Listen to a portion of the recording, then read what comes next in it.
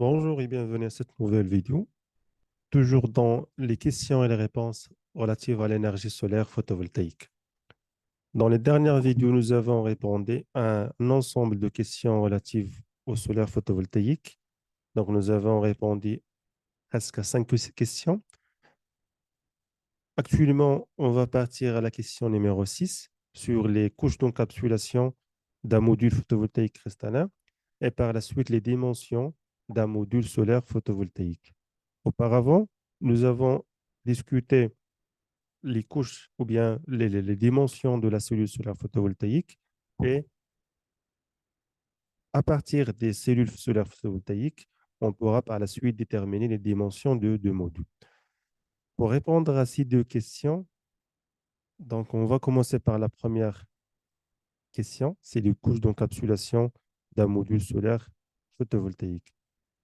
En ce qui concerne les dimensions ou bien en ce qui concerne les couches d'encapsulation d'un module solaire photovoltaïque, tout d'abord, on parle de ce qu'on appelle les cellules solaires photovoltaïques connectées, parce que la cellule solaire, c'est l'élément principal sur le module.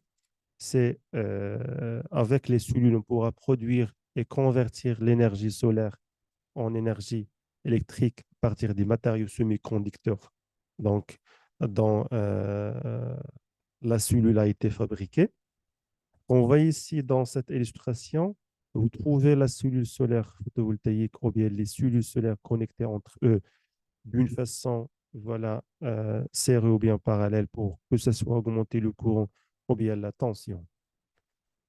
On pourra pas fonctionner la cellule tout seul dans les conditions environnementales réelles. Pour ce faire, on doit protéger la cellule contre ce qu'on appelle les conditions climatiques sévères. Je parle des conditions de la poussière, des conditions d'effets comme l'effet de la pluie, l'effet également des rayons UV. Pour ce faire, nous avons, ou bien ils ont introduit des couches d'encapsulation, que ce soit au niveau de la face avant ou bien au niveau de la face arrière de la cellule. On voit ici, nous avons la cellule enrobée entre 2 couches d'encapsulation sur la face avant et 2 couches d'encapsulation sur la face arrière. Je commence par la face avant. En ce qui concerne la face avant de module, nous avons tout d'abord l'encapsulant avec des dimensions de 400 micromètres, ça veut dire 0,4 millimètres. Et par la suite, on trouve un verre trempé. Trempé, ça veut dire traité thermiquement pour que le verre soit mécaniquement solide. C'est bon. La trempe, c'est une technique pour augmenter les propriétés mécaniques des matériaux. Donc, en ce qui concerne les dimensions de verre, c'est de 3 à 4 millimètres. Ici, on parle de l'épaisseur. On ne parle pas de la longueur et la largeur. La longueur et la largeur, c'est pratiquement déterminé à partir des dimensions de l'assemblage des cellules. Donc, nous avons 2 couches en face avant et par la suite, nous avons les couches de la face arrière. Les couches en face arrière de la cellule, nous avons également un encapsulant, c'est le même encapsulant qu'on a utilisé au niveau de la face avant, et finalement une couche arrière, que ce soit de verre ou bien polymère opaque. C'est le Tidlar. Lorsqu'on parle de Tidlar, on pourra parler de la notion d'un module verre Tidlar. Et lorsqu'on parle de verre en face arrière, ça veut dire on pourra parler d'une encapsulation, bien d'un module encapsulé verre. Ça veut dire le verre en face avant, le verre en face arrière. La partie de la cellule, alors, c'est la partie essentielle pour produire l'électricité. Les couches, c'est pratiquement pour protéger la cellule. Pour produire et raffiner le module, donc l'étape finale, c'est la notion de lamination. La lamination, c'est euh, c'est la phase finale pour chauffer les 5 couches de module pour être, voilà, une seule partie se forme de module. Lamination, Ça veut dire rassembler les 5 couches sous forme de modules pour qu'on puisse par la suite avoir un module solide qui pourra être utilisé euh, ou bien assemblé dans un système photovoltaïque. En ce qui concerne la cellule solaire, c'est l'élément principal pour produire l'électricité. Elle pourra être de type standard, ça veut dire avec des dimensions standards, comme on a discuté dans les dimensions voilà, des cellules. Alors, nous avons parlé des dimensions M0, M3, M4, M5, etc. Ou bien ce qu'on appelle la notion de half cells. C'est juste une division de la cellule en deux parties pour qu'on puisse réduire les pertes par effet Joule au niveau des connecteurs électriques entre les cellules. Ou bien on pourra parler de la notion des cellules solaires photovoltaïques multi-basse-phase, ça veut dire avec un ensemble de basse-phase pour transporter l'énergie produite ou bien les charges collectées par la cellule. Maintenant, on va partir vers la question suivante. C'est pratiquement la question sur les dimensions d'un module solaire photovoltaïque. Je disais auparavant, nous avons discuté la notion des dimensions de la cellule. Alors ici, sur les dimensions de la cellule, on pourra déterminer les dimensions du module.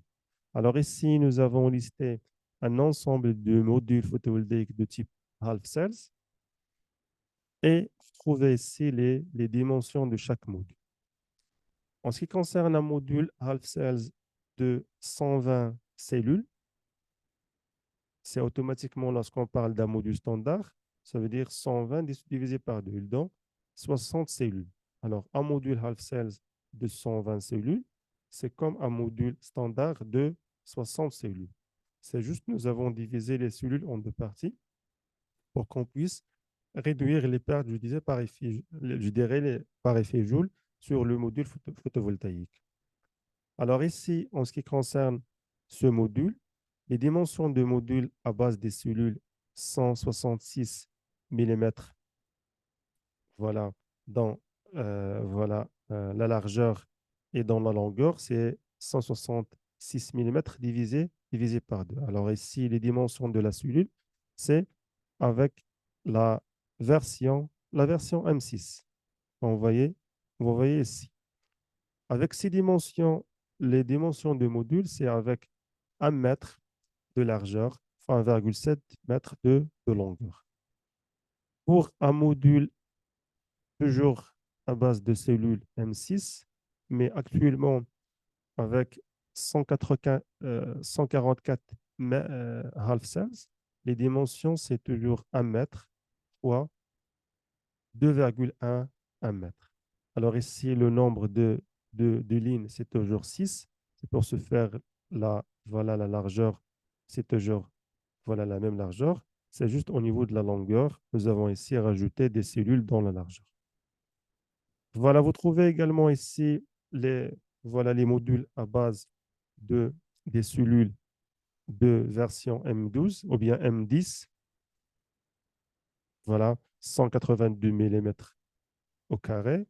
C'est presque 1,1 mètre fois 2,3 mètres. Et pour la version M12, 210 mm, les dimensions des modules sont pratiquement très larges par rapport aux autres versions. C'est 1,3 mètre fois 2,4 mètres. Automatiquement, à chaque fois, on augmente les dimensions de modules. Ça veut dire on augmente les dimensions des cellules. C'est automatiquement, on pourra gagner au niveau de la puissance. La puissance des modules à base de version M6, c'est pratiquement de 300 watts jusqu'à 380 watts.